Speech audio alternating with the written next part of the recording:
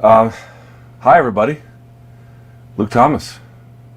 Career's really bottomed out here. This is. I mean, we're in the same hotel room, but I feel like as a disclaimer, we always have to add that I will not be sharing this bed. No, you will not be. It will not be. Mostly due to flatulence. Mostly, you know.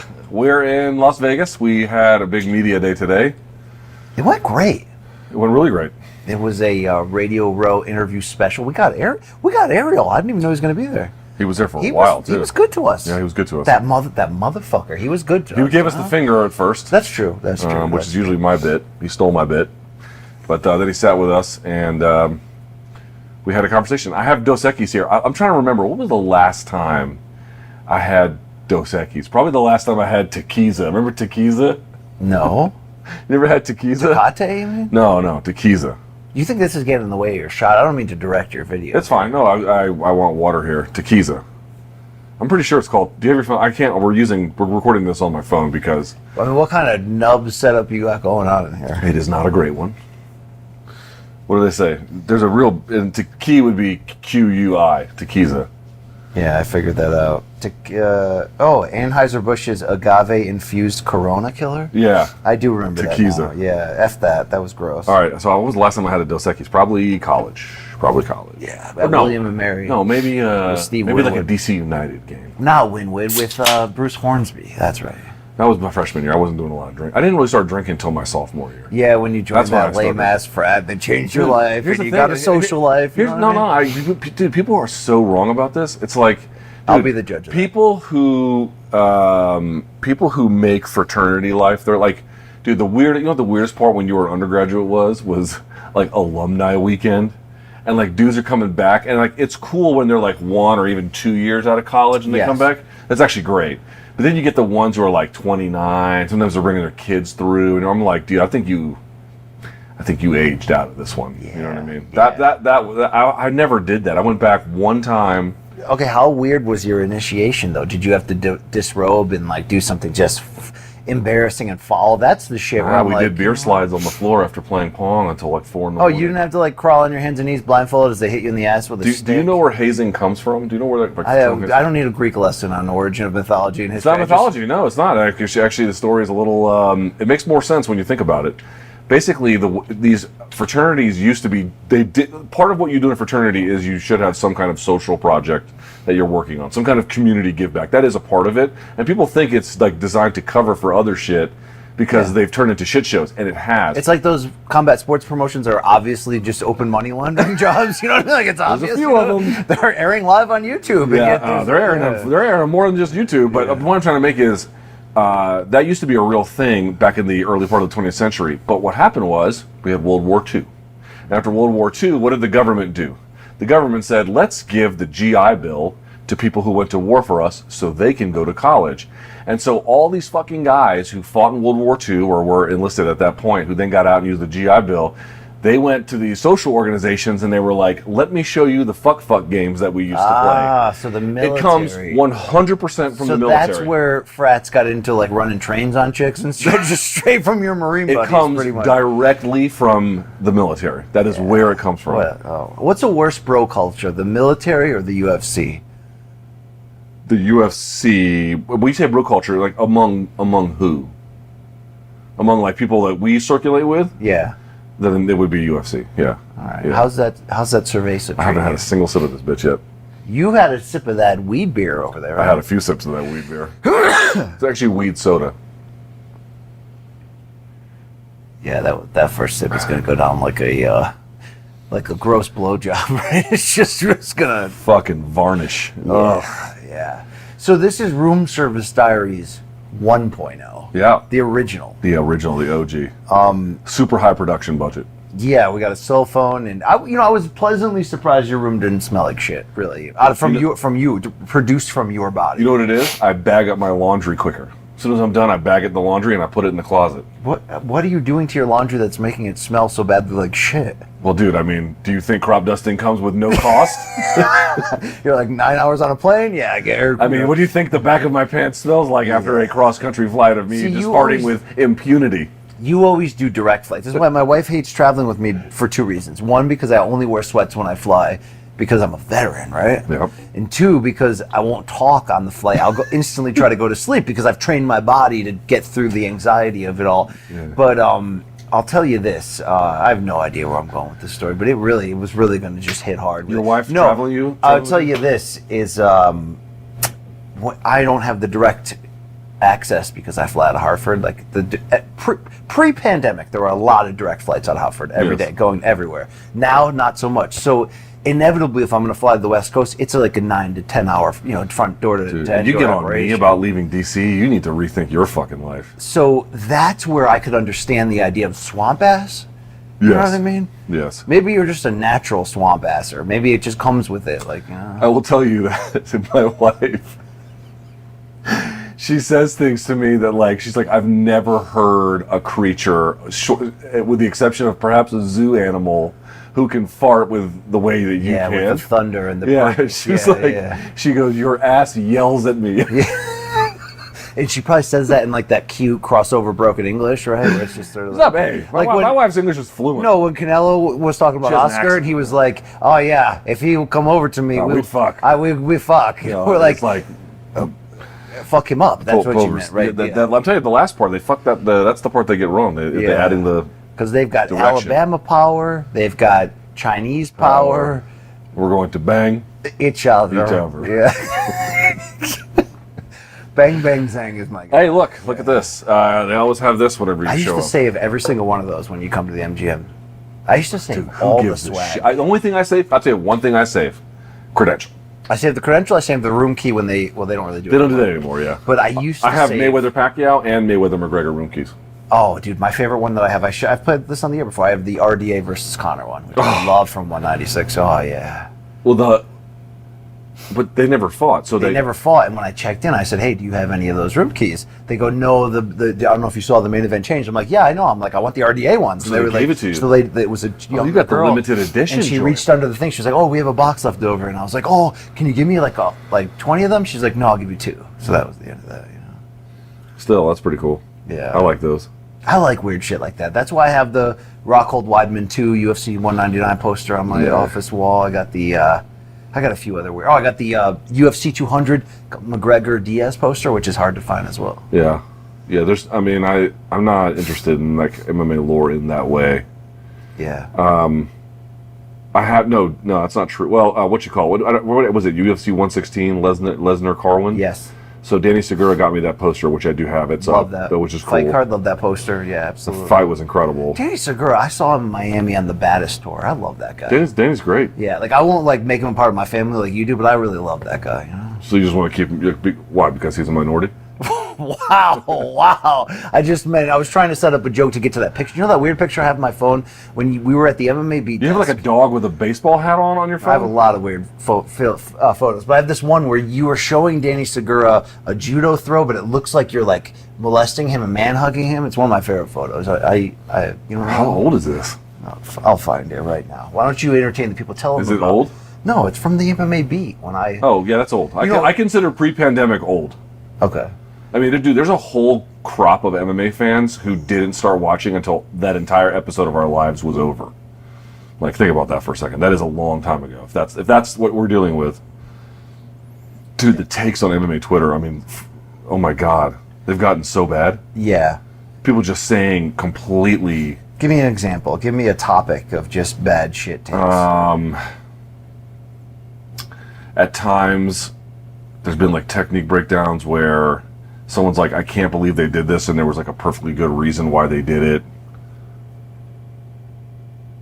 Yeah, it does look like I am having a moment with him. Yeah, I mean, I was willing to consider continuing the filming of this just to see where it went. Like, will it cross the line? Like, who's the power bottom? That's really my... Yeah, a lot of revisionist history about like who used to be good. There's so much of that. Like, was GSP really that good? You dumb fucks. I was there for every one of his fights. Trust me when I tell you, if GSP got started today, like, at whatever age he started back at that time, like 12, whatever, and he grew up in this current modern era, he would smoke the fuck out of these people. Yeah, on a prime Volk level. Like, dude, the athletic difference between him and his rivals To say nothing of the technical difference, just the athletic difference alone. Dude, like, I know Matt Serra won the first one because MMA's crazy, blah, blah, blah. Yeah. But then when you watch him fucking manhandle, carefully, but manhandle Matt Serra, it's like, dude, these guys couldn't do. When GSP wanted to move downhill on you, it was over. And then when he greased up for a fight, you knew it was over. It was a little bit. This is why I was talking about not welcoming Danny into the family, because I mean, this was virtual second base where I come from. This was, this is borderline. You're annoying. All right. Well, all right. So I bought Dune 2 on my TV, and I still haven't watched it. Okay, once again, a-hole.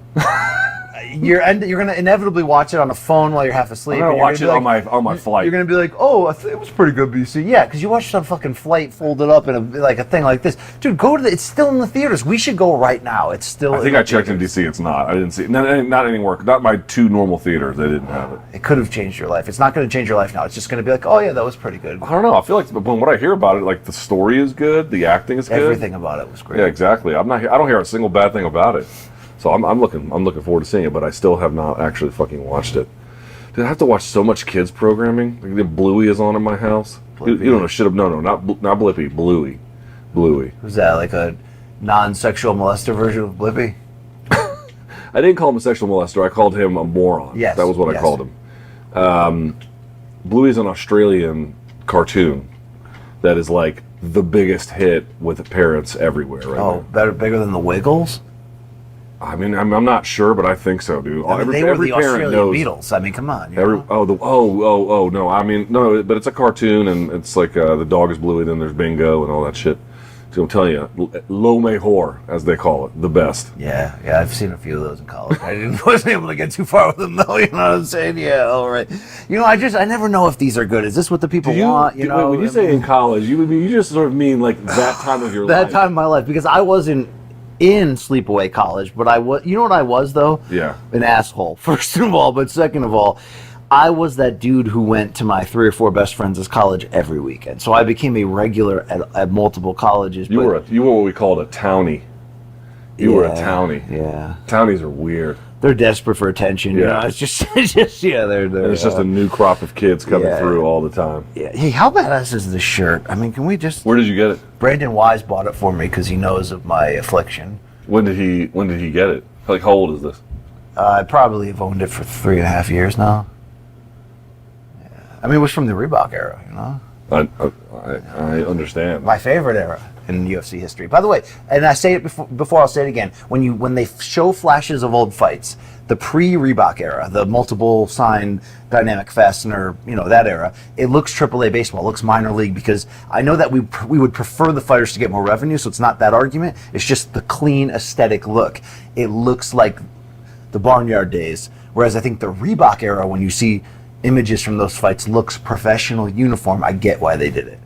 Yeah, that's why they did it. Yeah. Venom, not so much. You see all those ads on the Octagon, and your first thought is, well, at least the uniforms are clean. Is that what you really think? Well, not they have absolutely abused. I mean, that argument can't possibly be true. It can't possibly be true. And we all hated the Reebok era in the beginning of the Reebok era until some smart ones like me realized that it was clean. I definitely feel like in certain cases it leveled up presentation. In certain cases or certain iterations, Venom's a step back. But like, nothing will top fighters being able to have individual ownership over their look. Okay. What that did was it raised the floor. So like the super shitty ones weren't super shitty. Yeah. But the problem was it brought down the good one into just another version of the same thing. So you didn't get like people who are really go all out. Like, Lopez had that shitty performance, but he came out with a top hat and he was the circus master. Like it was this whole thing. You didn't see this? Teofimo Lopez? Oh, yeah. I thought you were talking about. That's what I'm saying. It's like I'm saying you don't see that. There's a lot of guys named Lopez, so that's what I was. Sorry, Teofimo Lopez, when he came out as the circus master for his last fight. Yeah. Not Jermaine Ortiz. It was, or was it Jermaine Ortiz? No, it was the fight after that where he didn't look great. Or maybe it was Jermaine Ortiz. Anyway, so it was. Yes. I'm just trying to say, like, you lost that, so you could pull the bottom up and make it a little bit better. It's like, I get it, but this is where I got to give UFC credit right now. What happened at 300, the continuation of the personalized trunks. Like the Max ones with the flowers, with that Hawaiian floral looked badass. Poetan with the Brazilian Aboriginal tribe pattern looked badass. I know we've seen Bryce Mitchell before with the whatever you call it. What do you call it? Camo. What I want to see the continuation of that. Here's what I'm going to say about those designs. If you just see the designs or like the shorts themselves, I did like them. I like them a lot. No problem. I will say, did you not feel like the shorts themselves, including Powhatans and Holloways in particular, they were very busy. There was just a lot of print.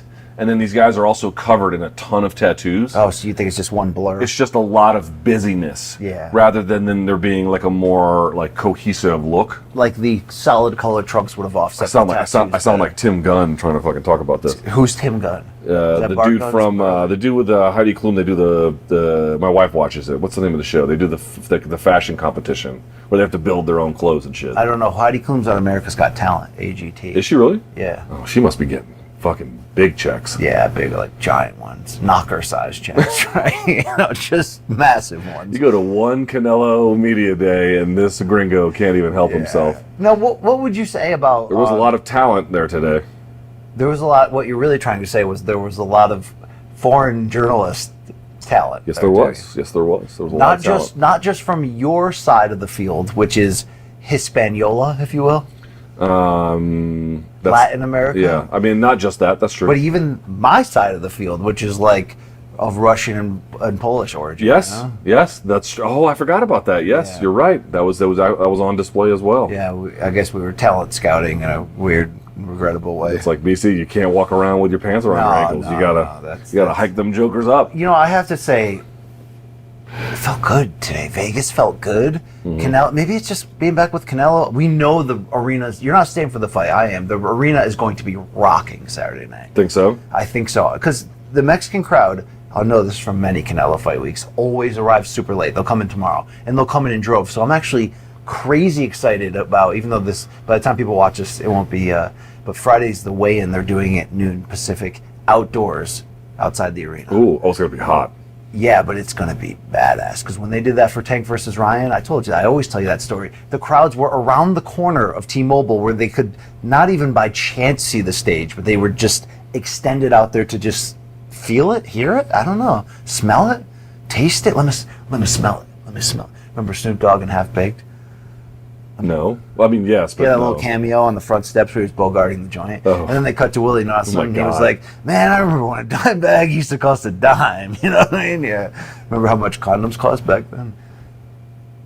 I don't know. We never used them. I don't know if you lived the same life I did in the 90s. I'm like waiting for you to deliver the punch. I had a bunch of monogamous relationships that lasted a little while, so With not people? not a lot of condom use in those. Yeah, no. I mean, some. Yeah, but but not a you ton. watched Half Baked a million times like, yeah. a guy our age would have, right? No, I only caught it later. Once I got out of the military, I caught it like after the fact. I didn't hang around with stoners until my later 20s. Yeah. I think I grew up in a stoner town. Yeah, that's the difference. Yeah, I didn't get the stoner treatment until much later. Yeah, in my life. Valdosta, not really into that jam, right? I mean, there's people like that everywhere. There's a university there. Like, there's people like that there. Okay, I know people, when people ask you where you're from, what's your hometown, you say D.C., Yeah. and it matches up because you did live in D.C. as a kid for part of your youth, Yes. and then you now, for all of your adult life, have lived in D.C. for the Mostly, most part, except yeah. for New York City. But I always think of when people say, what's your hometown, that you would say the place you graduated high school from. Now, I know I went to that high school for 2 years. I know that differs if people have traveled or were a military brat or whatever, Yeah. but like, what would be the answer to that question from a high school sense? It would be multiple answers, or what would be like what town were you living in when you graduated high school? Marietta, Georgia. Marietta, Okay, Georgia. so Big Chicken Marietta, that's your Big Chicken hometown. Marietta. That's not my hometown. That's a place that I lived for 2 years. Okay, That's okay. it. It was very formulative 2 years though, right? Formulative? Yeah, Yeah. I silenced the T there. I was just, yeah. Low T. Who would have thought with BC, right? It was, yes. I mean, your junior and senior year of high school are significant years of your youth. Yes. Yeah. Yes. Also, weirdly, I will say this for its lasting value. I don't really keep in touch with people I went to high school with in Valdosta. A little bit, not much.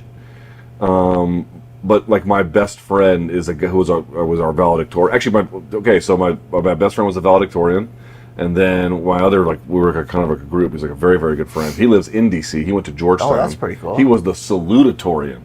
So the number one and So number your two best were friends in the were friend circle. absolute nerd jobbers. Not in the way you might imagine, but yes. Okay. Yes, they weren't like, they didn't get picked on. Not that much. See, I still live 45 minutes away from my hometown, so I'm close enough to hang out with the boys, but far enough to feel like I'm not catching the runoff. Dude, Georgia always was like, I always felt like the cool kids in Georgia at the time in which I was in high school, so this is 94 to 98, they were rich, right? Not all of them, but most of them. But I never, ever, ever, ever, ever envied them. Not a fucking day. Yeah. Not a fucking day. They were all future Duke lacrosse players mostly, right? Not even that, dude. A lot of them were like evangelicals. Oh, yeah, you hate people that see the light. No. I didn't say Christians. I said evangelicals. Big, well, big they fucking aggressively difference. see the light. Yeah. And then want to rule your life. They want to wrap the light around your face. Yeah. So, and by the way, not even real evangelicals, just like fucking posers. You know what I mean? Okay, but these were all people who, like, you had a conversation with them and you couldn't wait for it to be over. You know, like, oh my God, this is the dumbest motherfucker. One of my friends hit another one of these motherfuckers in the head with a rock because he just couldn't take his shit anymore. Wow, this is telling me so much about who you are and who you hung with. Who had better cans? Who had better chicks, Valdosta or Marietta? Ooh, that's the real answer. Boy, that's a great question. I've never weighed it pound for pound. Yeah, I mean, I don't know who you are if you haven't, you know. Probably Valdosta. Oh yeah, Probably. Is that where Douglas Limo went? No, he went to Wheeler, which was the high school that was our neighboring one. Okay. Yeah. By the way, Wheeler's very close to the Big Chicken. Like, Douglas Lima he's probably been through there a time or two. Yeah, he's done damage. Now, would he have gone through a regrettable period of his youth where he potentially did whippets behind the garbage, what do you call that thing, a dumpster, outside the Arby's parking lot in Waterbury, Connecticut? He wouldn't go that far. I don't think he'd go that far. Did you ever have like a moment where you were like, man, dude, I'm doing nothing with my life? Did you ever have that? Yeah, but not at 17 when we were in the back. We thought we were still... Yeah, but like you knew... So at 17 we thought we were invincible. It wasn't until I went to college, dropped out of college, began the work, like entered the shitty full-time workforce. Like at night I'd be part-time jobs at the newspaper writing because sports writing was my thing and I knew it. But like, you know, when you drop out of school and then you're literally taking a job at a nursing home, cleaning the kitchen afterwards, which I did, you spend multiple years going, man, I took a left turn here. I mean, I took like a really hard left turn. But I think when you're in the midst of an ongoing, debilitating, multi-year depression, you realize you can't stop it. But here's what I don't understand. How are you not at 17? How are you not looking ahead and being like, I'm obviously not going to go to a good college, so what is the plan? That never dawned on you at 17? You gotta understand, like, although my sister was like fourth in her class and went to a school, you know, did great in school and all that, but like, we had, you know, smart kids. It wasn't a bunch of rocks in a bin, but it wasn't a culture that, like, you still grew up with the goal of going to college and you knew that could get you ahead, but it was still an old school culture of like, yeah, I could also get a job at the street department right out of high school and, you know, work 6 a.m. to 2 p.m. and then go to the bar for the next 3 hours every single night with the same dudes. You know what I mean? Like, that was still that ingrained in us that it was just sort of like, it was cool to hang out in your hometown forever. You know what I mean? It was just, oh, man. I lived in the type of hometown that was quicksand to ambition. It really was. I had a weird upbringing, but I had a brother 2 years older, and he was a high achiever, scholastically, very, very, very high achiever. And it was always like, are you keeping up with that? So yeah, I didn't have that pressure. No? My parents obviously put pressure on me to do well. I couldn't play rec basketball if I didn't make the honor roll. Like, I had those built-in things that forced me to not give it away, but nothing they did ever actually activated me becoming the best I could be.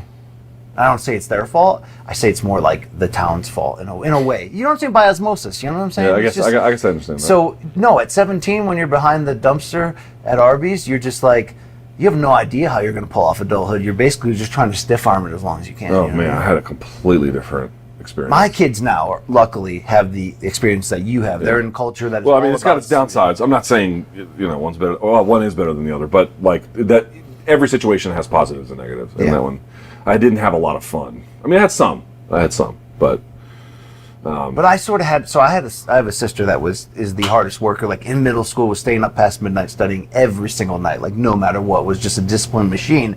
And I watched how unhappy she was being unable to, at the time, juggle a social life with that, and just sort of like, I was like, if that's my future, because I got great grades growing up, so I was like, if that's my future, I don't want that.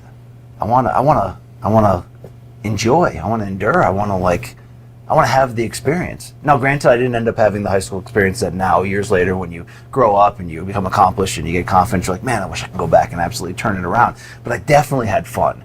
And there was a cost to having fun, right? I took my eyes off the prize, and that's how you end up dropping out of community. You know, you go to community college and end up dropping out of 4 years. That's how you major in bedpan technology. Pretty much. But I definitely had an active decision at one point where I'm like, if I follow this road, I'll be successful, but I could be very unhappy.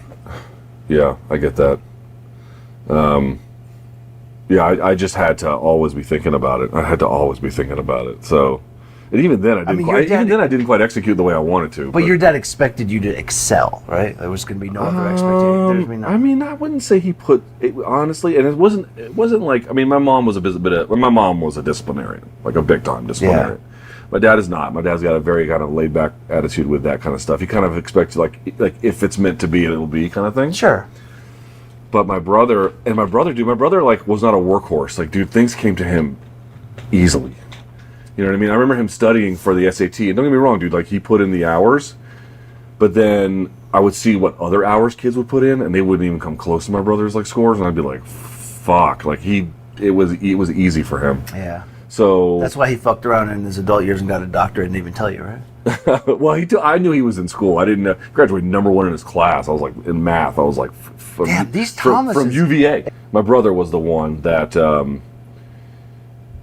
it's hard to explain. It's like, you ever seen those athletes? Of course you have. You've seen athletes who, you know, they weren't in no way were they fuck ups, but you know, were they giving it their all every time? Right. No, right. And they would still go out there and just stunt on people. Like, obviously, it's a silly way to compare academic performance, but it felt like that watching him. I was like, the '90s stars say Clyde Drexler was like that. They're like, Clyde Drexler would pull into practice with the newspaper and no socks and his loafers, and then the coach would be like, "All right, it's time to go," and he'd just slip the shoes on and wouldn't even do no warm ups and just be dunking on people, just absolutely destroying people. Just naturally better at it than his other basketball playing peers. And for being one of the 50 greatest, well, I don't think he was the 50 greatest, but being a Hall of Famer in that conversation, dribble with his head down 24/7. No one ever talks about that enough. Like full on, like third grade. Dude, I can't remember the last time I saw Clyde. But then he just jump over people. But dude, Clyde Drexler was also, he had like, you know, I remember like I would watch how guys looked when they were airborne after a big jump, and it wasn't just how high they would go,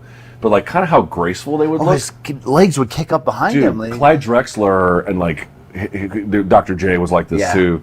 Just like they were like gliders, like gazelles out there. Just, Drexler also, by the way, retired a season after he scored 19 a game, so that's pretty awesome that he didn't linger at all. But here's his drawback. He didn't adjust to going bald quick enough. So he had all of his prime seasons were with like badly balding hair before he realized, oh, I'm a good-looking black guy and a superstar. I could just do the Michael Jordan and bick it off. And he had the mustache though. Yeah, he did have that thing going. Do you remember when Jordan kind of had like a semi-Hitler mustache? Yeah, I do remember that. Yep. And it was like, it's definitely not a Hitler mustache, but it's not distinctly not a Hitler mustache. Curious, what do you, like we watched during the pandemic when Morning Kombat was going on and we all watched the... Did you just slip up and say Morning Campbell? Morning Campbell, I'm trying to get it there. I'm trying to change the direction of the show.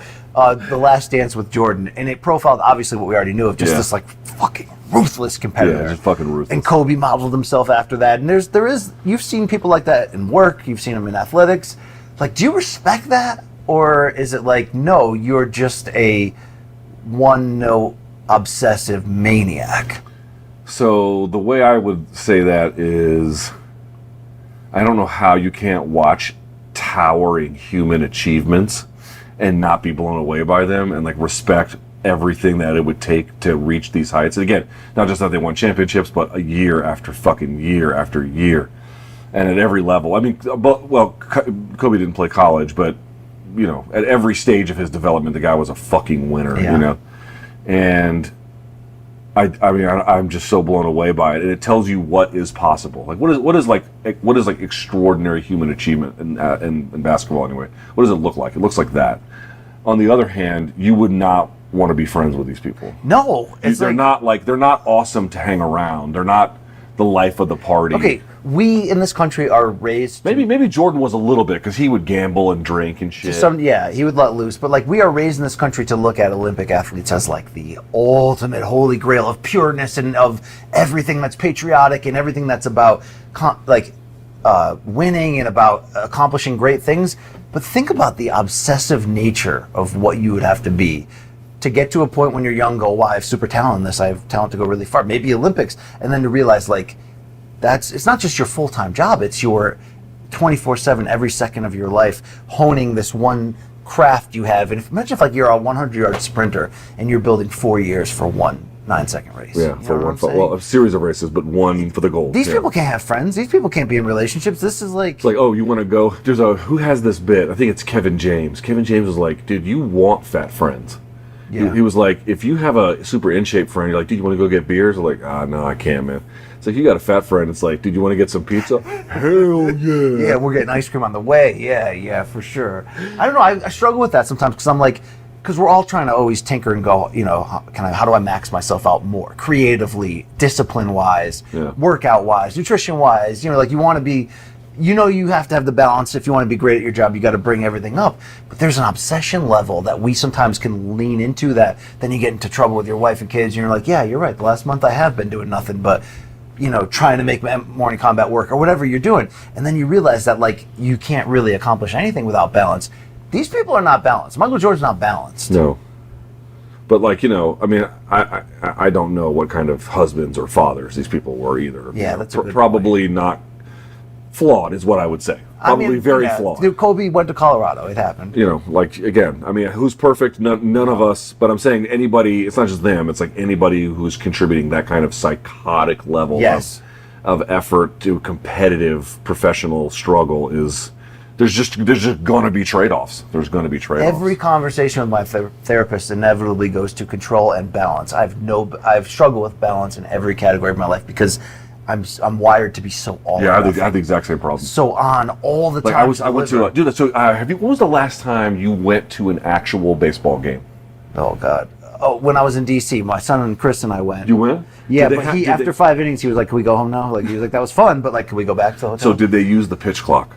No, that was pre-pitch. Okay, so I should have asked you that one. Or it might have been, but I wouldn't have noticed because I've been a little bit. Okay, so I've been to now 2 games where I went. I didn't tell you this. I went to 2 games that were post pitch clock, so now they're using it. And the last one was Shohei Ohtani with the Dodgers. Oh wow, dude, he fucking bummed on the Nats. Like not giving him a break, just come and pitch. He did strike out once, but he hit like a stand-up double, a triple, and a home run. Oh, was he pitching too, or was no, he was just hitting. He was just hitting, and I was like, first of all, just to watch a guy like that was fucking incredible. But the other part was this, dude. The pitch clock has made baseball so much better because I didn't realize this. It's not just a pitch clock, which, by the way, that motherfucker's running the whole time. Yeah. If you're subbing out a new pitcher, there's a different clock that's going on. Between innings, there's another clock that's going on. Like they're pushing these fuckers along. They kind of had to though. Dude, the game started at 6:45. We were out of there by 9. Maybe like 9:05, 9:07 or something like that. But like still before 9:15, before 9:20. But think about it, like 20 to 25 years ago, I still lived for the Mets and baseball. I still could listen to games on the radio. I still was like, but now if you're a fan of baseball today and you are committing yourself to 162 games, even if you only care about 140 of them, that's Jordan level obsession that I think is weird and lacks balance. Yeah, I agree with that too. So they had to speed things up. It had to be more digestible. 162 games is the most ridiculous thing in hindsight ever. Dude, and also, have you been paying attention? Like they're just all these pitchers, they're getting this problem. I think it's called thoracic outlet syndrome. These motherfuckers, all of these dudes are throwing high 90s now. Yeah. It's fucking insane. But then they won't throw a ton of innings. They got on. That's right. They sub them out. They sub them out after like 5 innings, and then these guys, they're just constantly rotating in this way. Which used to be like a guy would pitch a complete game, and then there'd be like another guy try to get the whole thing done, and people would sit out for days and days at a time. Dude, that shit is over. It's a much more dynamic game. There's probably Europeans and Australians who are ever watching this being like, who gives a fuck? But It's weird to watch an old game that existed under these like, dude, people always treated baseball like it was this religious fucking, you know what I mean? Like there was a lot of the that going on. spirit, like just fucking masturbation. And then someone came along and was like, pick up the pace, fuckheads, and it got way better. We're losing to TikTok and Jake Paul. Pick up the pace, all right? You know, Mr. Beast is taking over, okay? Also, we were between first and second base in the outfield. Dude, I'd never sat there before. I've sat everywhere. I've never sat there. We got like 30 fly balls hit into our area. That's awesome. I couldn't believe it. I was like, what the fuck, man? So I only stayed there for 5 innings, but that stadium is nice. That's the first time I've been there. It's pretty nice. What I loved was walking down. They've got all those condos that are like kind of overlooking the stadium, and it's like a refurbished area there. Yeah. And they have that outdoor party zone before every game. Yes. Where it's the whole street. Yeah, and it leads to this like kind of nonstop party as you're walking in. Yeah. So my son and I ended up moving around, but the seats I loved the most were center field bleachers, dead center. Yes. Where we were pretty far back, but just that straight on view was great. I've seen the view from one of those apartments someone had with a TikTok. It's like, hey, if you had this apartment, you could actually, it's like Wrigley. You could actually just see right into it. But dude, like, who the fuck would want to live next to a noisy ass stadium? If you're young, it'd be okay. If you're 25, fine, that'd be great. Well, it depends, because you're like my wife. Well, I have 2 wives that are the same. She's the lightest sleeper of all time, and if she wakes up for any reason, she can't get back instantly. So, like, for me, I'm like, okay, I would just like put on the radio and fall asleep. Like, it wouldn't be a problem if there was. You're like, yeah, my wife can do that too. If she puts on the TV to fall asleep, I'm like, I think this is bad for me. But you have issues. You have extreme sleep issues. Yeah, I got earplugs right back there. So I have to take sleep medicine.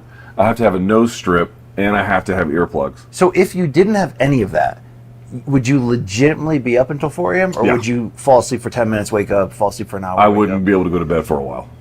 Yeah. Once I fell asleep, I would be you're okay. That, I don't know what to say. I don't think tightly wired is the thing, but you're that, whatever word I'm missing, where you literally would be up all night if you didn't have drugs, earplugs. I wouldn't say all night, but I would definitely have a very bad night's sleep. What is going on? Yeah. My whole family has sleep problems. It turns out I've talked to my family, like, but all of them. You do become a high achiever because of that. You accomplish a lot. But you're also on edge all the time. Yeah, that's my problem is I'm on it. I'm You're on about to go edge third world on me all the time. No. But like I do, yeah. Like I've, when I'm with my friends, like I'm constantly like checking my phone. They don't ever check their phone. That's it's interesting. like they're like, are you really? And I thought I was like toning it down. They're like, are you really checking your phone that much? And I was like, shit. You said you hung with Othello in real life? Yeah, dude, many like times. couples and shit? Yeah. He seems like a good hang. I had fun working with him. Yeah, he's cool, man. Othello's a great dude. He helps out a lot. Does he like good music or anything cool? So he's the one that introduced me to a lot of the rap you would hate. That was the guy. I'd never heard of it before him. Is he a good athlete, Othello? When he's disciplined, yeah, he's surprisingly good. I've seen him jacked before, It's been a little while, but I've definitely seen it. Yeah, he's done a bunch of cool shit. Dude, I wanted to remember to shout out. We talk once in a while about Bruno. our allies in the media, but I don't think we talk enough sometimes about like the really good people. Did you see that great tweet that Simon Head gave us after today? Simon Head's a great guy. Yo, I love Simon Head. Yeah. What a good dude. Yeah, and dude, I don't know what level of, like, what's amazing to me about English, like, football fandom is, like, someone could be, like, a fucking hardcore fan of a tier 5 team, which I get to. I understand it. It's just, we don't do that through our pro sports. Like, in American pro sports, you're either the very top or pretty close to it, or you're just there not at all. You know what I mean? Yes, college is kind of like an intermediary, but you know what I mean? Like, we don't give a shit about our local minor league baseball team. You might, but it would be under that circumstance or something where it's very much removed from, like, the very best. Anyway, well, I guess the minor league system is pretty close, but anyway, he's like a big fan of, like, his local team in that way. Oh, that's cool. And you know who else is cool? Matt Tucker, the camera guy, works with Marcos Villegas. Yes. That guy rules. Nice guy. Yep, great guy. That guy's going to start a cool podcast where he gets drunk and he wants to have us on, all right? I thought you said he was going to get drunk and wants to bang us, and I'm like, nah. No, I wouldn't, not on camera, at least, right? Like, a lot of people would judge. Okay, so here's just completely how disconnected I am. Let's have a little fun. Have you heard of this podcast called Plug Talk? No. Oh my God. I've only, okay, so I'm not going to pretend like I knew this information for a long time. I only found this out, and the way I saw it was like, as some TikTok came through, and it was like a comedian's podcast, and they were having this conversation. Have you ever heard of Plug Talk? And, okay, so the guy who hosts it is this dude named Adam22, who I guess... Oh, that's the dude with the weird face tats, right? He's got face tats. He interviews like rappers. I only know that guy because he's into like he was on Chop Show, and then they did the switcheroo with. Yeah, he does. Well, he does the switcheroo with people bang his wife, and he bangs. Oh, I don't mean the switcheroo like couple swap. I meant like I definitely have did. each other on the podcast. Yeah, isn't he like a Jonathan Copenhaver type? He has a fighting background and he's in adult films.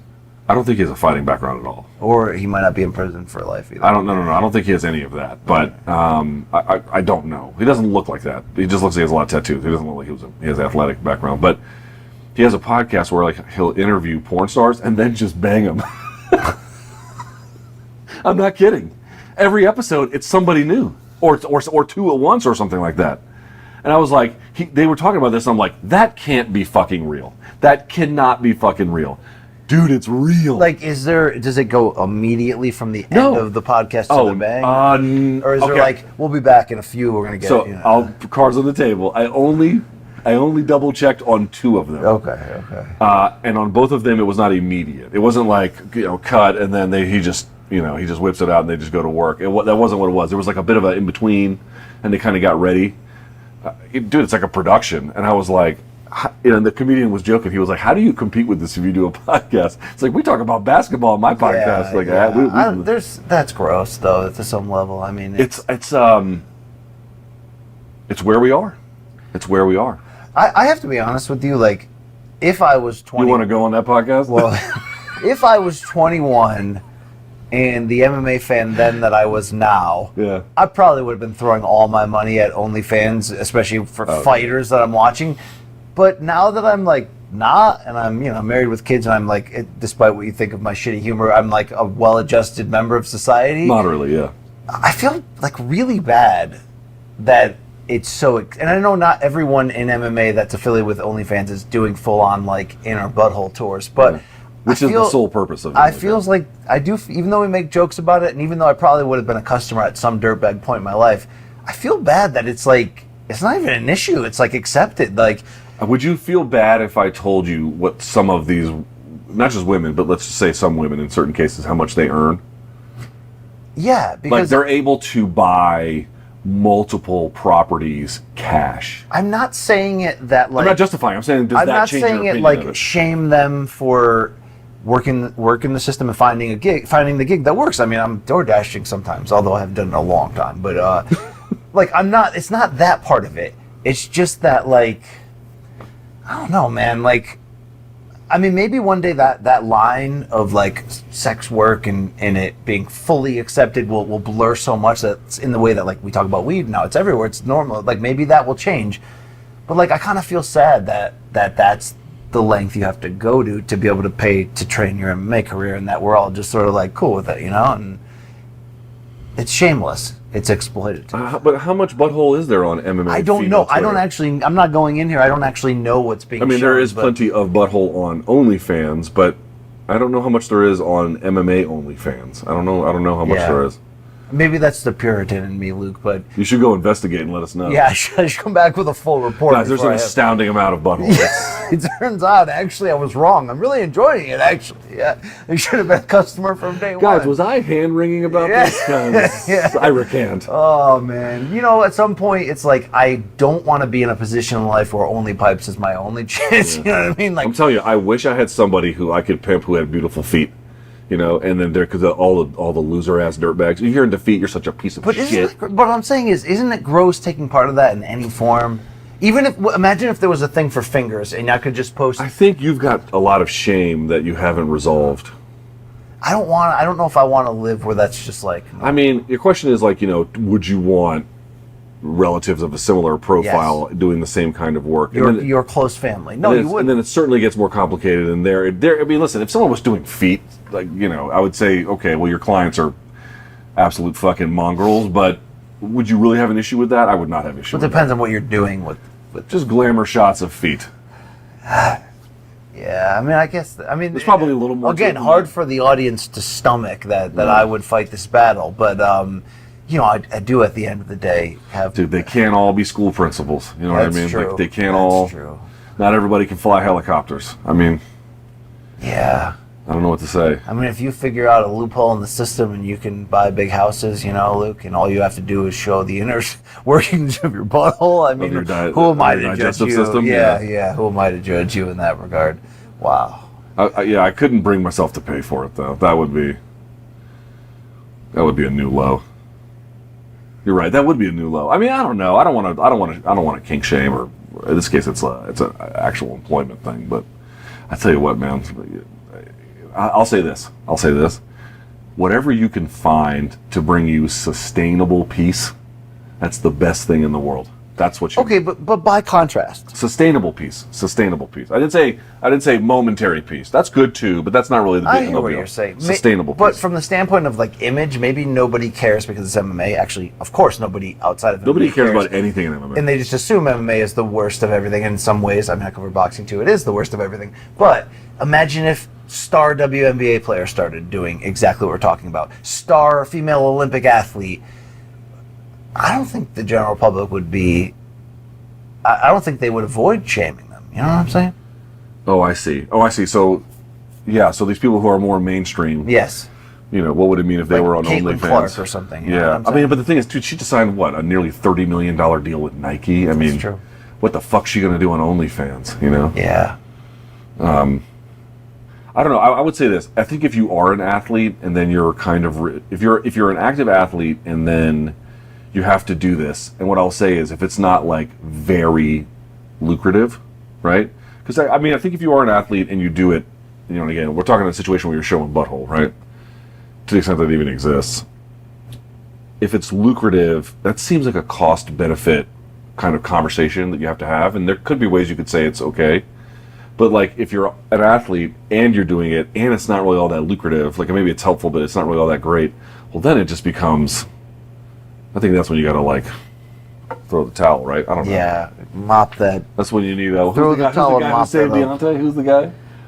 The ayahuasca guy? No. The corner who we fired. Oh, Mark Breland. Mark Breland. Yeah. You got to be Mark Breland. You got to throw the towel for him. Oh, you see that Turkey Al-Sheikh wants to, even though Deontay's got to fight Bang Bang Jang coming up, yeah, he's going to add Deontay versus Big Baby Jared Anderson to that already loaded August 3rd. How is that possible? Dude, this is the most insane development ever in how boxing. Is that possible? How is that possible? I don't know how that's There's possible. like 8 great fights on that card.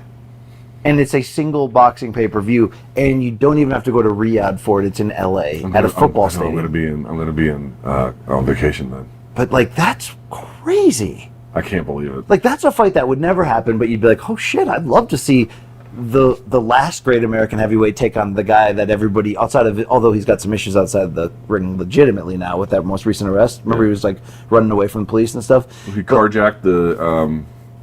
Oh no! No, it was Big Baby. That was the other Big Baby. Yeah, no, but like, dude, he's like the bright young American prospect of the moment, in terms of heavyweights, like without question.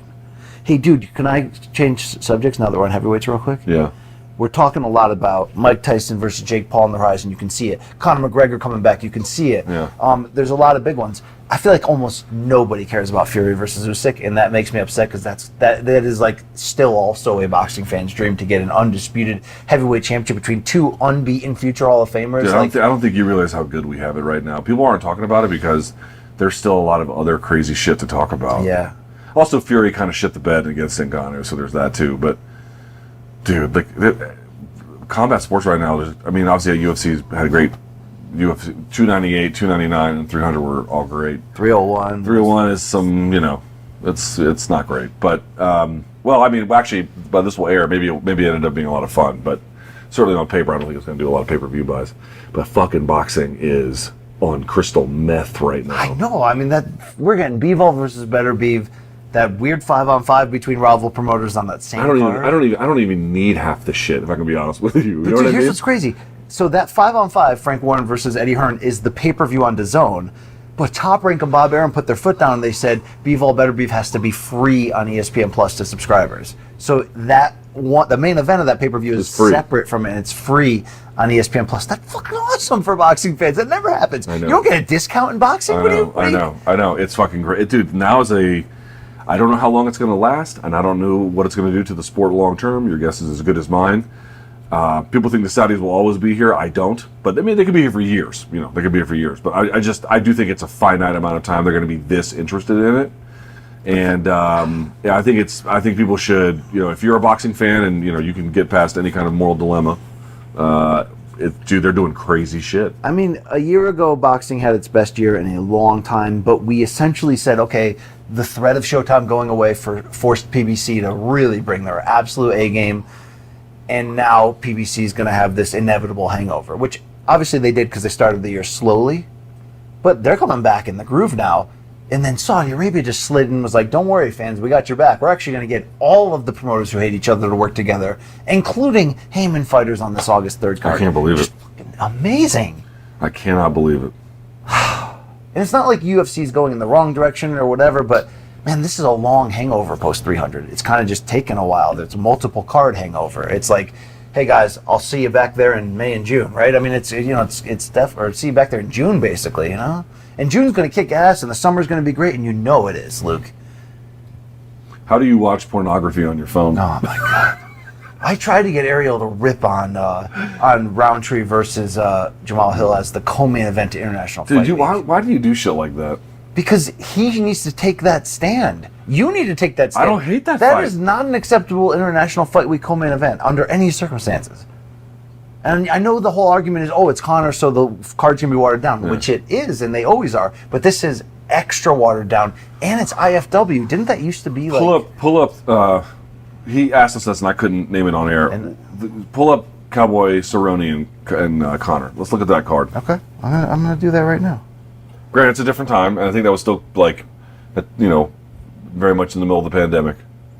That was actually right before the pandemic. It was January of 2020, so it was right before. Right before. So here's your fight card, okay? Co-main event: Holly Holm, Raquel Pennington 2. Oh, dude! I mean, get the fuck out of here.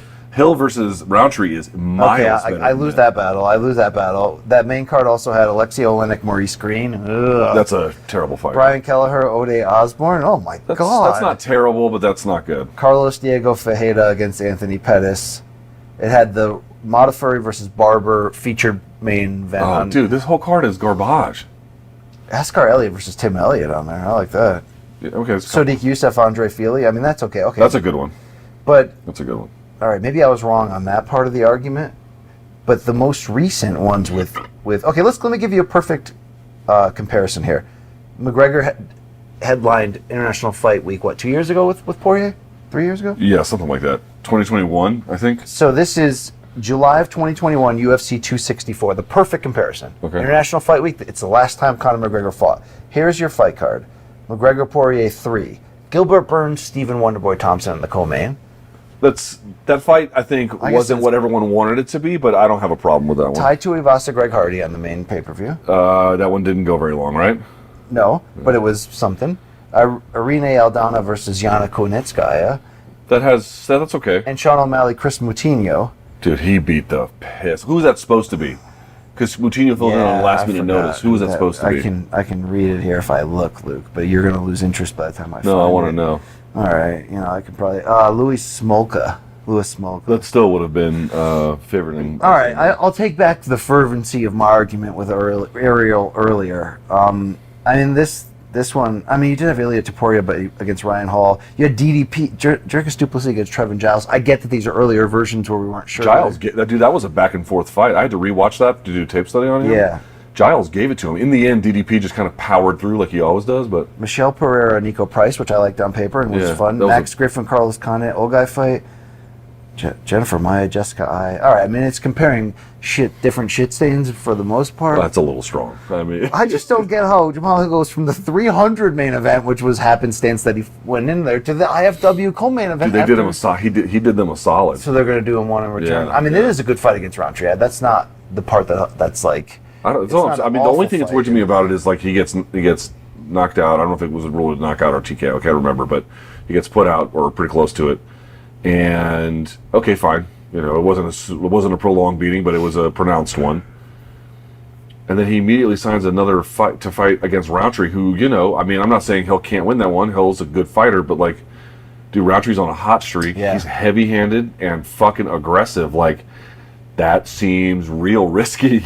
I just want to make sure Hill hasn't turned around too quick from the injury. That's what I mean. That's what I mean. Like, taking that kind of a fight on that kind of a turnaround, given what had happened, is like... Yeah, that was interesting to see, but I don't know. Do you have high hopes that the UFC second half in 2024 will be very strong and will kick some ass? I've completely changed my fandom. Like, here's what I mean. Like, don't get me wrong. Like, 300 was great for any number of reasons, not least of which is, you know, the card was stacked. And I know at MMA fans, they have this like kind of thing where they're always like, oh, the card has to be stacked, the card has to be stacked. It's going to sound kind of weird. Do I like a stacked card more than a non-stacked card? Does stacking a card matter? Yes, of course. Yes, of course it does. But I will tell you that, like, if you put on an epic enough main event, or two great fights atop the marquee, or just two. I can completely forgive almost just about anything. Yes. So, like, for example, I don't remember the card. It was a good card.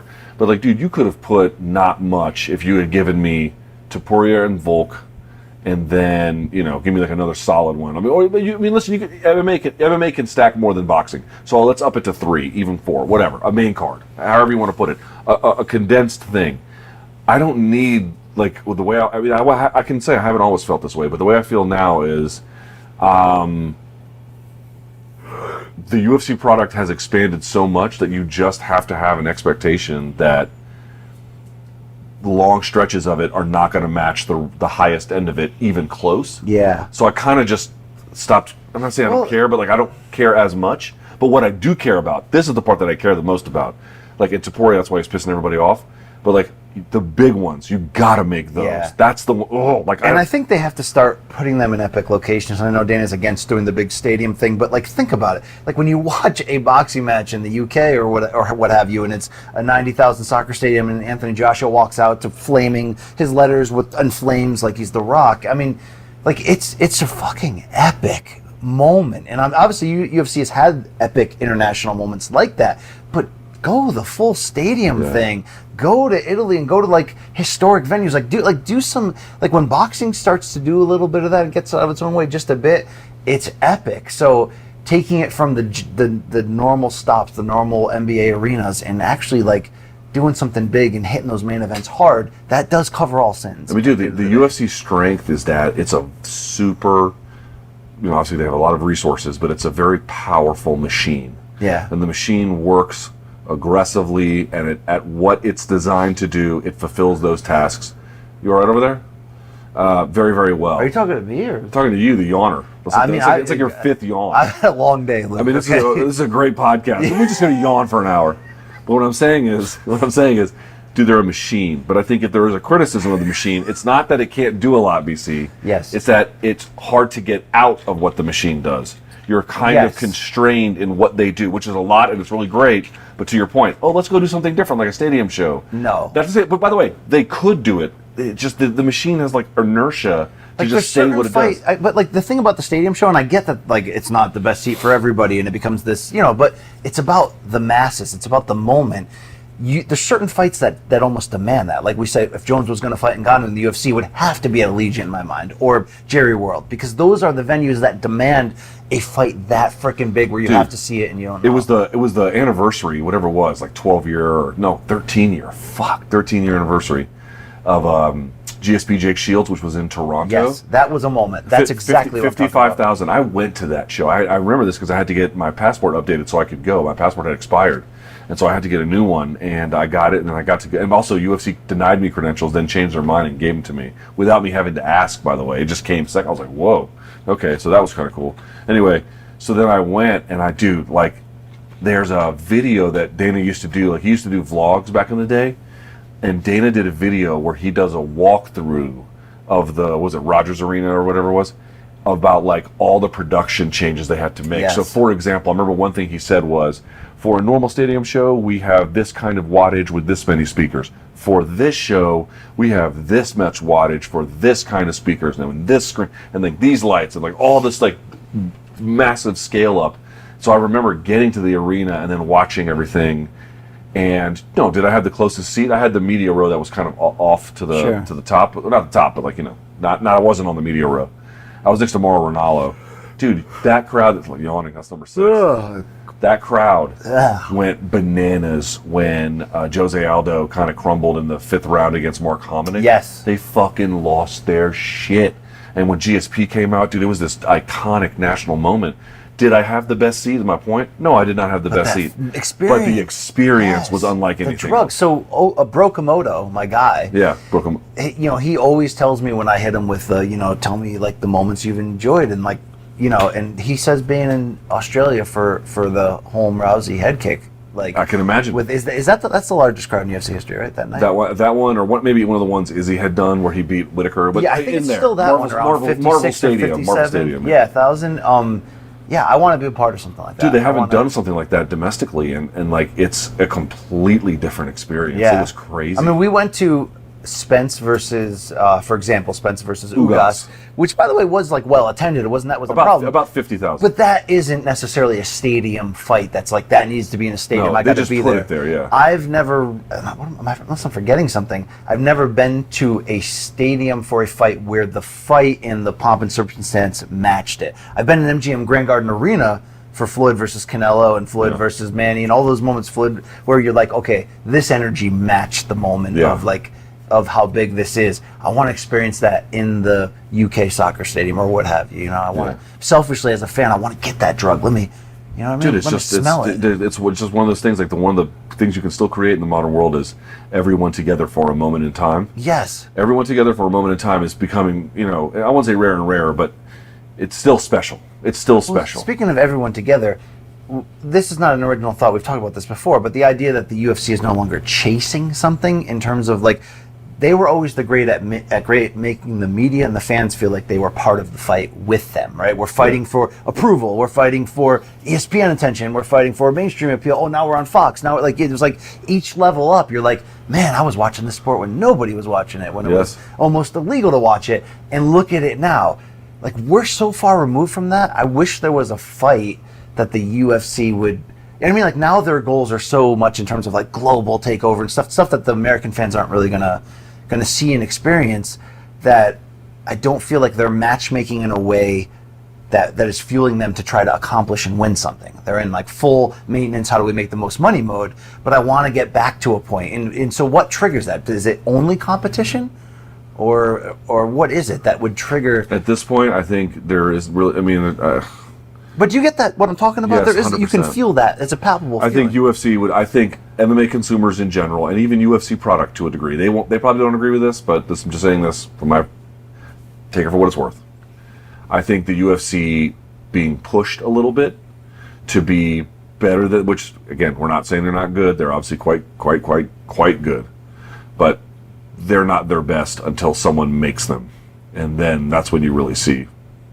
I was going to ask you if there was a outside of competition that could spur that, could it be another breakout star?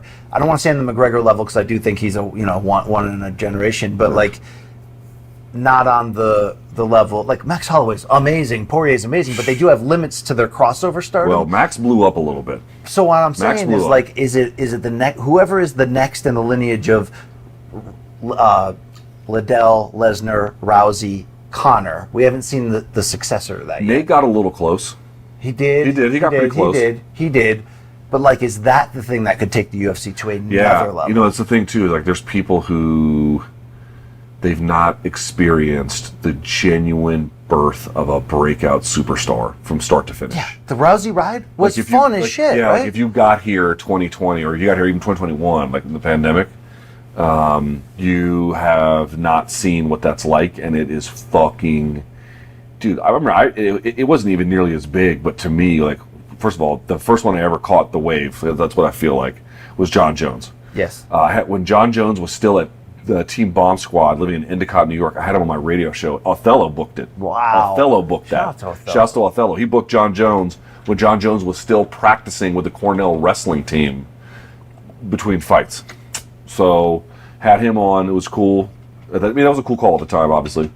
And then to watch him go through Andre Guzmão and Stephan Bonner and Jake O'Brien, and then all these fucking guys, Matt Yushchenko, Brandon Vera. Brandon Vera was supposed to be Ryan Bader. Ryan Bader demolished. Yeah, and then people were like, dude, Shogun's going to give it to him. I'm like, you idiots learned nothing about what this guy is doing. And then he goes in there and just fucking flatlines him. They're not pretty close. Took the ultimate beating. He got fucking. He got that, the when you shit kicked out of him. rewatch that, you realize that fight could have been stopped a little earlier. A long time, yeah. He took a beating. Anyway, watching that was electric. The other one, But even Jones never caught that lineage. No, I got to put Anderson Silva in that lineage. I think he had. Okay, he came here. I remember, dude. I was telling people at work the day that he was going to fight Chris Lieben. I remember this vividly. He got pretty close. GSP's another one. What I'm trying to point out is, have you sat there and watched from basically their UFC debut when no one knew who they were, but they're, whatever. Yeah. And they kind of just turn into this megastar. Maybe not at the level of Conor or Ronda yet, but even someone who just becomes champion, like, wow, just bulldozes through competition. Because you think about it, some people, like, they win, they lose. They win, they lose, then they climb. And, maybe they get a title shot, and maybe they get a couple of them, but they didn't have a linear path.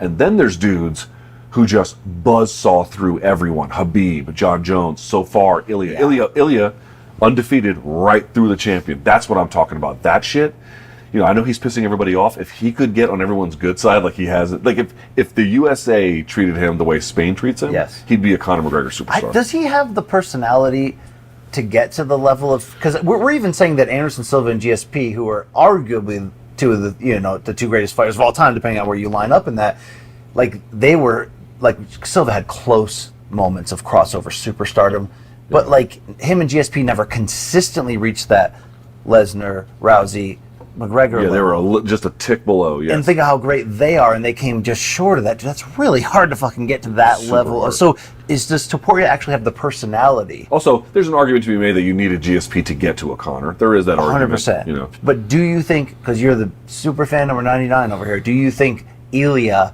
has the personality to reach that level? Because you rarely ever reach that level without a personality. Manny Pacquiao might be the only one, right? But then it was the charm of what he was. And he was, dude, Pacquiao in his prime was a fucking machine gunner. So I'll say this: Conor, no, obviously he has connected with Spain in a way that's, you guys have seen it, but I don't know if that kind of thing will connect with an American audience. His English, I've said it before, it doesn't quite sound like his Spanish. His Spanish sounds his Spanish. It makes you grossly gross. No, it does. Because like a giant eggplant. No, I'm not trying to say it that way. I'm trying to explain to people, like, it just doesn't sound the same. I know I've said this a million times, but it fucking does not sound the same. He sounds diminutive in English. It's really weird. Like Canelo. It's like Canelo. You think I was born ready like that? Yeah, dude. Like, you think Canelo sounds like that in Spanish? He does not sound like that. You know what I mean? I've been. In English, she's like motherfucker, but then in Spanish, she just rips into it. Dude, like it was nothing. He was like, he was like asking him questions, like call and response with him. Did you see the translation? My wife gave me the translation. When he tore up Oscar, dude, he went to. I brought it up with him. He went to lengths to mention Oscar's past. I mean, we made a fishnet joke with. I made one to Canelo today at the table, and he laughed at it.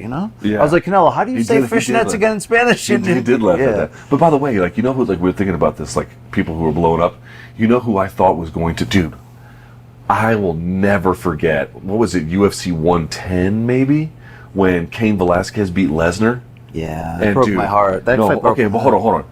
And dude, Cain Velasquez, same kind of thing. I know he had the loss to JDS that right thereafter, right?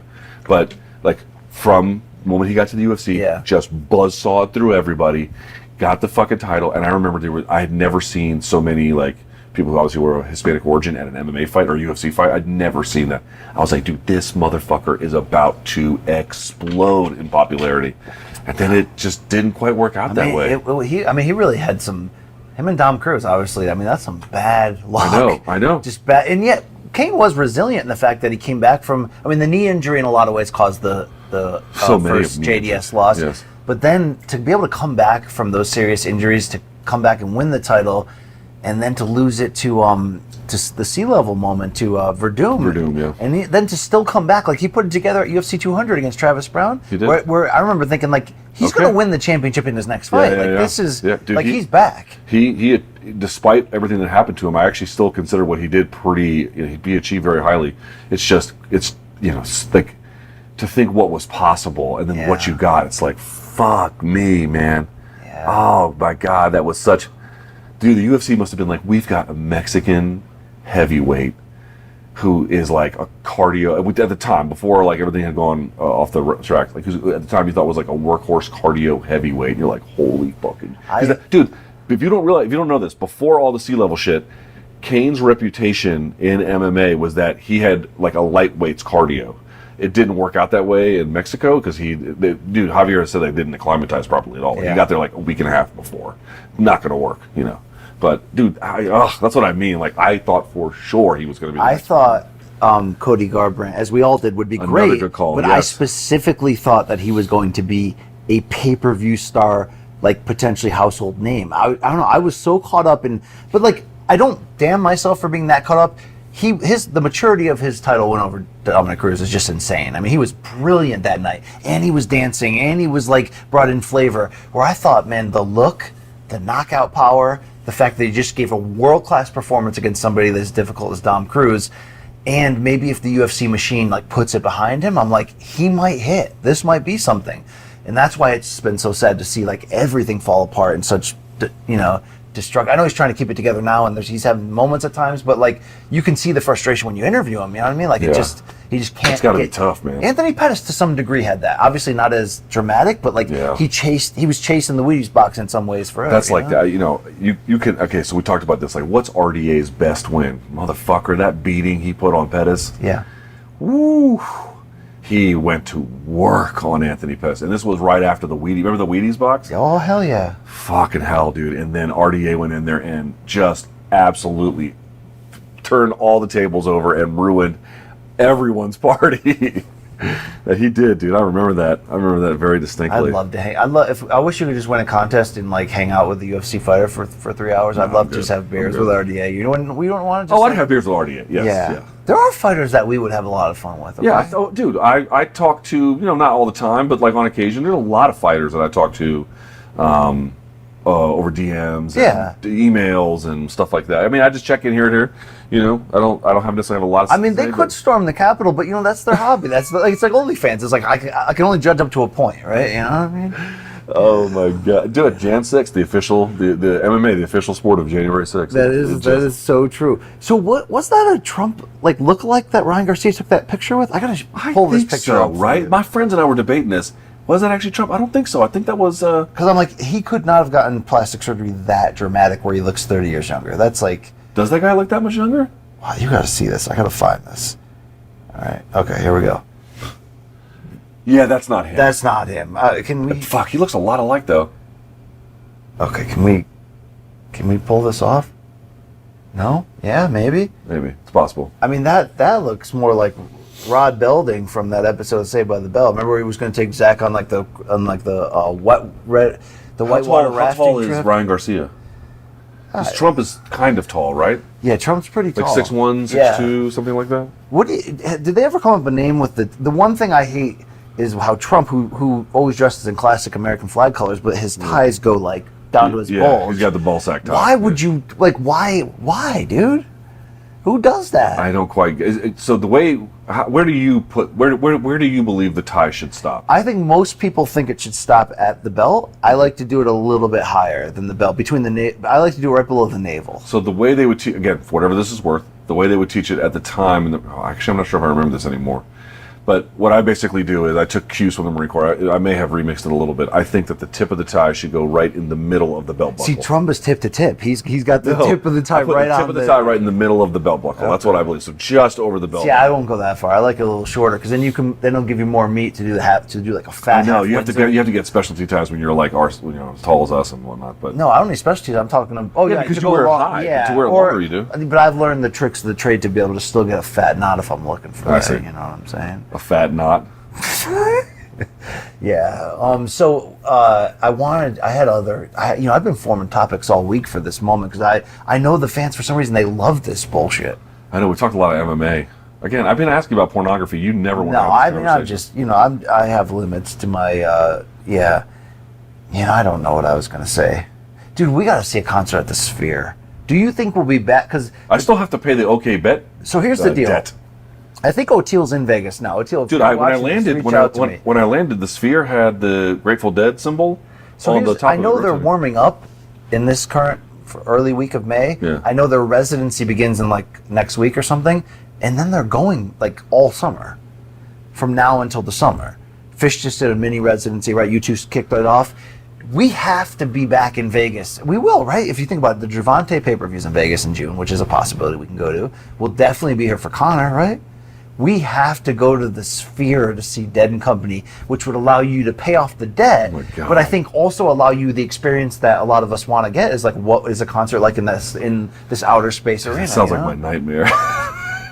I mean, what levels of Delta 8 use would you prescribe to yourself for this? Like, would you get yourself into just like, overdose?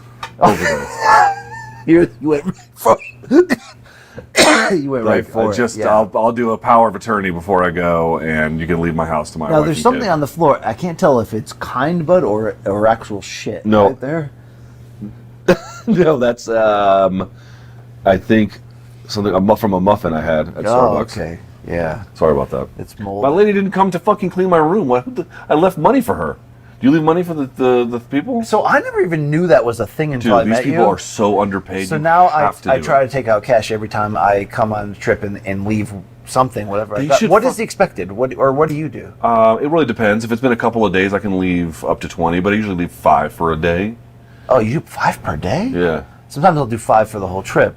Okay. Well, I mean, well, dude, I didn't even know that was a thing up until this point. Yeah, I feel really bad. My dad, he didn't teach us this when we were staying in fucking Motel 6s and Econo lodges. I didn't realize how bad of a tipper I was to my wife. Just constantly called me out and showed me. It's like I mean, I know you, so I'm not going to say this is true in your case, but in general, if you're a bad tipper, you're a bad person. I was a bad tipper, and I definitely think there were times in my life that I did some shitty things and but I don't know if that correlates perfectly, seamlessly. People who are bad tippers are just scum, just fucking burn them alive, send them to ISIS, and then secondly, people who don't put their shopping carts back, you're scum of the earth. I agree with you, but the reason why I commit to that is because I used to do shopping carts. I did shopping carts to Stop and Shop when we had to wear dress shirt, tie, and then like Stop and Shop jacket over it. Principal's jacket. And you'd be out there at 90 degrees and they wouldn't let you like take it off. Like you would just be sweating. So I know how much it sucks doing that job. So that's why I do that. Dude, I did a job for fucking working doors at a bar in New York City when I lived there. Oh. And they made me stand outside in the cold, and they never had a heat lamp.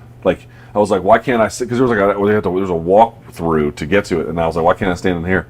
And they were like, no, you have to do it outside. And I was like, fuck me, dude. Did you ever deny somebody entrance and then they got all tough with you and stuff? Yes, but it's never really that big of a deal. Is it demeaning to be a bouncer at all? It can be. Yeah, it can be. It really depends. Like, because there's a difference between like a bouncer and a doorman. And so, like, I start out as a doorman, and that also means you might have to like sweep the floor and take out the trash at the end of the night. You bring a bar back. No, you don't have to do any bar back. You check doors, you work security. Like, it's like an apprenticeship. And then, but the way it works in New York City now is that, like, my understanding is that most of these places for their security, they contract out like security firms. Like, bouncers aren't hired necessarily like, hey, you play high school football? Come in. No. It's like, how Mayweather has people always ask like, where employs the largest humans. I know, but people ask like, how did he find them? Because he called a security agency. That's how he found them. He's like, give me the biggest fucking goons that you got, and dude, they sent him big ass. He would have dudes regularly that were like 6'6" and jacked. Dude, do you remember that one black dude that was like 6'8"? He was probably he wasn't that jacked. He was more big. The fat, tall dude. He was nearly 7 feet. Yeah, that guy was huge. Yo, if shit went down and that guy got hands on people, like he would just. Andre the Giant level crush him, and then dude, Andre had to. Do you know like he couldn't fit into the bathroom on the plane, so when he had to shit, like in a bucket, they would go in the back where like the stewardesses prepare your food, and they would like put a curtain up, and he would shit right there, where audibly for. Do you know the meaning that must? No wonder that guy drank. Dude, so much. It's like moving an elephant. Seriously. Damn. Like a fucking barn animal. That's why I think Big John owed me those stories from Tokyo, right? Did he no sell? He punted? I think it touched a nerve. Yeah. BJM, if you're out there, we know what happened in Tokyo, okay? I mean, listen, I have certainly gone to a foreign country and destroyed a commode or two. Yeah, but you talking about a toilet, or you told me you've used the holes in the floor. I have done that in Turkey. Dude, that is so demeaning. Here's what I'll say. From OnlyFans to the hole in the floor, dude. Come on. Here's what I'll say. It's definitely not my preferred way to go to the bathroom. But what I will say is, if you only travel to nice places, you're just not seeing the world as it is. Okay, I say there's also, by the way, Turkey is nice. I'm not suggesting there are limits to that statement. If I have to shit somewhere disgusting and there's not even handles, there's not even a seat. I understand. What I'm trying to tell you is there are certain parts of the world still that are worth seeing, that nevertheless have not the most modern amenities as it relates to defecation. But that's not as uncommon as you might imagine. Okay. What countries are currently on your list that you haven't been to that you're like, when we get some money, baby, we're going there? Those are still nice ones. Like, I really want to go see South Korea. I really want to go see South Korea. I want to go see Argentina. That's the number one. My number one, my wife knows this, my number one request to travel has been to go to Argentina. Dude, it's fucking far. It's 5 hours from D.C. to Bogota. Yeah. And then from Bogota to Buenos Aires. Yeah. It's another 10. It's another 10, dude. No, from Bogota to Buenos Aires is another 10. I don't see how that's possible. That's what I'm trying to explain to people. It's fucking far, bro. It's far. Damn. So I don't want to do that shit. Dude, you can go on fucking cruises to like the South Pole nearly from Argentina. I'm not into that shit. I really want to go to both Chile and Argentina. It looks like a very fun authentic culture there. And dude, Martin is a fucking gaucho. You know that guy, Martin Bader? I love that. Yo, he's a pretty good ass translator, first of all. He is a good translator. And he's a great guy, second of all. But he's really good on camera. Like, I think he could be an actor or something. Yeah. It's just funny to hear. I mean, you know, to have an Argentinian translator, it's funny. It's like a Brit translating for an American. Or something. Canelo makes fun of him all the time and is like, "Don't translate for me. You don't know what you're talking about." Well, but also it's just the way he talks too. Like, there's a certain kind of rhythm. Did you notice at the press conference when Canelo went on that rant in Spanish? Okay. Martin did not translate it. He edited out. So he wasn't going to translate it, and then somebody yelled for him to do it. And because Miguel Flores was about to talk again, and then they were like, "Oh, hold on, we got a translation." And to your point, he summarized it. He didn't mention everything. He was like, and then Canelo accused Oscar of, and didn't say anything. Oscar interrupts Martin in English and goes, "I called him a motherfucker and a pussy because he stole from me," and he went on this like rant in English, talking over Martin. Yeah. Yo, Canelo was like, "I want not just the Spanish speakers to understand. I want the whole world to understand that Oscar is a piece of shit." Now that also breaks my heart because I love Oscar, but I also, I've seen some things. Dude, Leonard Ellerby. Leonard Ellerby hates Oscar. I didn't realize it was that venomous. Oh, dude, Leonard Ellerby was like, "If you say another thing, you don't think I will, but I'm gonna come over there and smack that shit." Like he basically. That's why I said he drew a line in the sand. He called him a horrible person. Like multiple times. Yeah. Leonard did. But here's the thing, though, because I don't know if you saw that interview Oscar did immediately after the press conference with DAZN, where he was like, "Man, I was Eminem up there," and you could see how fired up he is.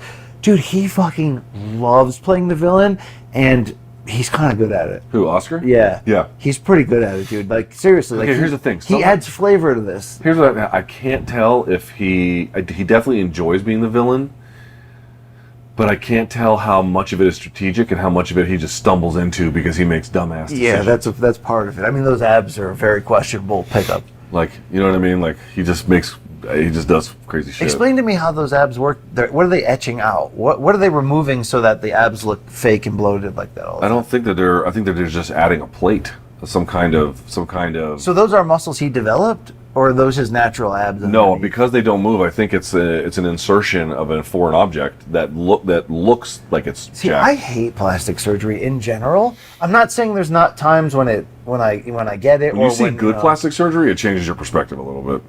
But that's the culture in South America, right? Aggressively? Not just in South America, but like, like there's other places where they do really good. Like, I agree. Here's what I would say. I definitely agree that there is just a line between getting work done and then fucking Frankensteining yourself, Especially when you're getting multiple surgeries to change over time and then fix old problems and whatnot. Like there becomes a point of no return, right? Yeah, I'm with you on that. But what I would say is when you see when you find high quality surgery that's done in a limited but focused way,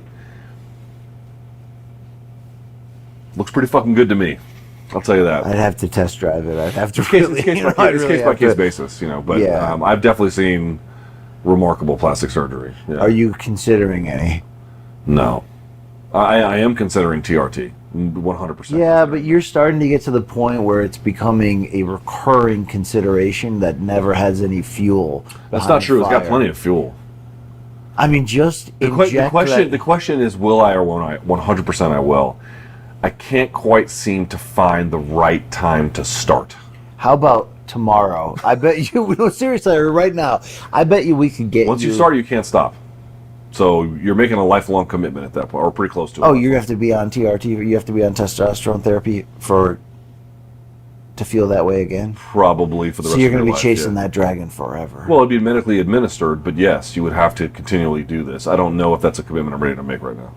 I get that. I was just saying, just let somebody stick it right in your ass. Just be like, let's see what happens. You think I have shame about that? I don't have shame about that. No diddy.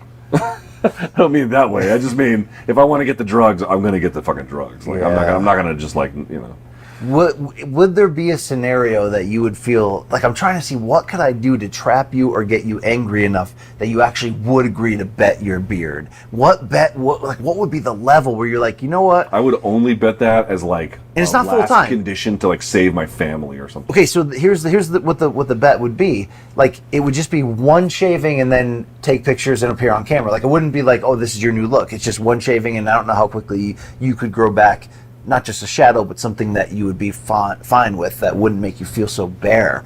But we deserve that moment of bareness. We deserve you. So I want you to have to earn the shame that comes with that. You know what I mean? Because you don't know what's why don't I sign up for this tomorrow? You fucking so idiot. There's got to be something on the line that you would win if your side of it won, that would make it worth risking. I don't gamble much for that reason. I don't think of it's just a shaving. You know what I mean? Like, there's it's not nothing I want like this that. isn't a tattoo. This isn't like go run naked in the park.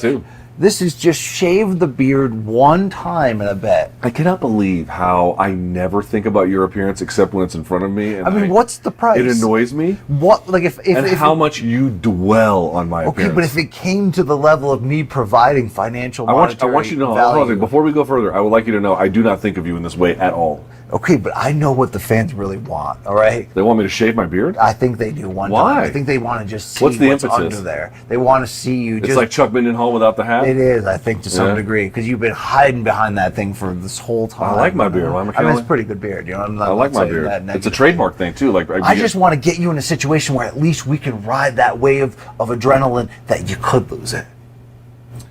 I mean, I'll never say never, but it would have to be... You'd have to offer something What significant. do I have to put on the line and risk, or how mad do I have to get you? Where you're like, you know what, motherfucker, we're putting the beard. We're doing the beard bet right now. I mean, you could sort of GoFundMe 100K cash. I'd do it for that. I'd do it for 100K. GoFundMe. You see, that's stupid. That's too far, you know. Well, I mean, you're asking me like what the price is. The realistic price. We have to make it happen. I'm not gonna fucking underbid just for your amusement. I don't think this is like you gotta come with the ducats. It's not like drink vampire blood or eat a cricket or something. I just shave once. You know? You ever eaten a goldfish? An actual fish? No. Like pull a goldfish out and just fucking eat it live? Yeah, I did. Yeah. Were you Delta Gamma Bama? What was this? I was Old Black Betty Bamba Lamb. Oh, Black Betty Bamba Lamb. Oh, Bamba Lamb. Whoa. I think people say that's racist that those guys saying that. Is it? Because it's an old song rooted from the slavery. Oh, fuck, man. Okay, well, I didn't know. And then these random white guys in the band called Ram Jam. All right, I did not know. No, but I don't know if they got canceled. I'm just saying there is an undercurrent of that. You know? I saw there was like a metal band, and their name was, I'm not kidding, their name was Black Pussy. Wow. You could imagine that caused the stir. I don't know if they're still around or not, but that was the thing. Did you take that full 16-ounce Dos Equis can downtown? No, I barely drink it. It's almost full. It's inedible. You're going to pour it down the drain, admit it. Actually, you're just going to... Well, because my lady didn't even fucking clean my room, I'm just going to leave this motherfucker here. Yeah, you probably will. Yeah. Because there's, many a time where I'll have basically like a full amount of food in the fridge, and then like you're like, oh man, I'm flying tomorrow, I'm not going to eat that. Do you think it goes to waste? Because if I was a maid and I came up on that shit... You'd eat that food? I would eat the shit out of it, especially if I looked untouched, like it looked like it was, Okay, you know what the grossest thing I ever did? I don't actually know if this was that gross. You tell me, okay? Okay. Do you remember the weekend that we met? We can call this off anything. 2013, Floyd versus Canelo, September, right? Remember that? Yep. Great fight week, right? Yep.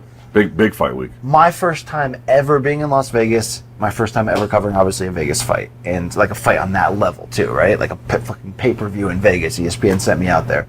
So, we go out drinking. I mean, I remember that first night, I was up 26 hours because you get up at like 3 a.m. to catch the early flight and you go right into a full work day and then you're up already. Dude, Andy Ruiz was buying us shots of whiskey in the bar at the MGM Grand. Like we randomly ran into him, and I was walking back to my hotel room just drunk as balls at like 3 a.m. or whatever, and people had gotten room service and they had pulled their full table out, but the guacamole was completely untouched. The plastic wrapping was over absolute. And there was a bowl of chips. Now the chip bowl was full. God. Dude, I know you got me. You I was did like, not. I took. Someone could have sneezed in the ear. I took the guac. No, but the guac had the plastic over it and it was untouched. The chips were a wild card because they were open, but it was a full bowl of them. Oh my and I took the bowl in the guac. And I remember I sat in my room in like a white t-shirt and underwear and ate it sloppily, and it's all over the pillowcases. And I just looked down and I'm like,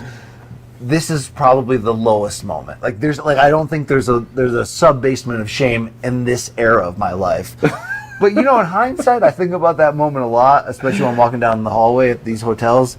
I might do it again. At that moment, I might do it again. All right, I'll end it by telling you a great moment of shame for me. I don't know if I've probably told parts of the story. I don't know if I told the whole thing.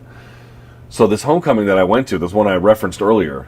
This college? It was William & Mary. It was my own homecoming. My girlfriend at the time dumped me at homecoming. Oh, God, that's awful. After we'd been drinking, like all of us there were drinking, like she just dumped me at homecoming.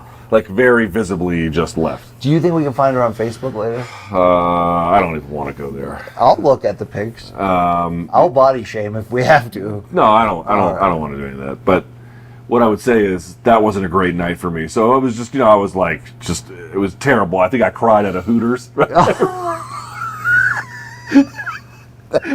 with my friends. So I'm sitting at the table trying to order, like sniffling like a pathetic little worm. Oh, that's the best story ever. Dude, I mean, what am I supposed to do? I was fucking heartbroken. Yeah, but you're like, let's go to Hooters. It'll make you forget.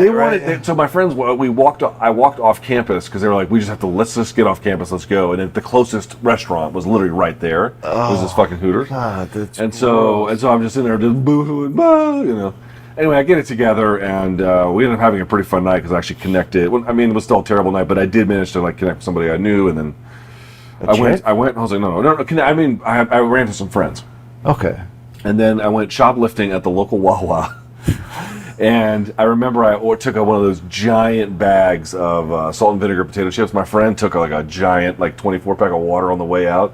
I mean, just dirtbag shit. Right? I also I had a tall boy of beer. And I don't remember anything. I don't remember going home, but I do remember waking up in the hotel again, like a Howard Johnson, just a very suboptimal experience. Okay, and I'll never forget. I woke up with just enough to see that I was absolutely covered in potato chips, like the little crumbs, not like actual potato chips, like the shit at the bottom of the bag, everywhere. And I didn't realize, I now was able to put it back together afterwards, but I had just enough of a look where I could see the tall boy here, and I was so startled by what I saw that I jolted and then poured the tall boy, poured the tall boy all over me, trying to get up, and I was I hadn't brushed my teeth. Oh, that's gross. And I was like, dude, that was terrible. Yeah, I have way too many stories in those categories. Yeah, that's yeah, so it hasn't all been sunshine and roses, but boys and girls. All right. Wow, Anything else you want to say to him? It's a good time to end. Yeah, now would be the time to just, sign off. But, we gave I hope, the thing about our fans is, like, I don't necessarily want to touch all of them, but from a virtual sense, I want to bang them all. I want to give them what they want. We're going to bang each other? You just want them to stay away. No, that's not true. All right. I see him, dude. Okay, let me say this. We'll end on this. Do you know how many MK fans who identified as such by themselves I have run into in the last 6 months, and in particular at the gym? That's crazy. Dude, tons of them. I have been shocked at the number. That's awesome. They come up constantly, and so to all those folks In your front yard? No. Like I go to a brick and mortar gym. Yeah. I do work out in my yard if the weather's nice, but the rest of the time I'm at the brick and mortar gym. So anyway, that has been amazing. So that's not true. But like online, am I trying to be everyone's pen pal? I'm not trying to be everyone's pen pal. No. And I get the everyone wants, rightfully so, the finished MK 2.0 product, and we're building toward it. So there's still some it's growing pains and frustrations. But thank you, MK World, for staying with us in this transition. And, more to come. Like really cool shit could still be and is still in the plans to be on our way. It just takes a little bit of time, In the middle, is that Jimmy Eat World? Yeah, Jimmy. Hey, don't count yourself out yet. Right? Yeah. All right, we're done. We're done. That's right.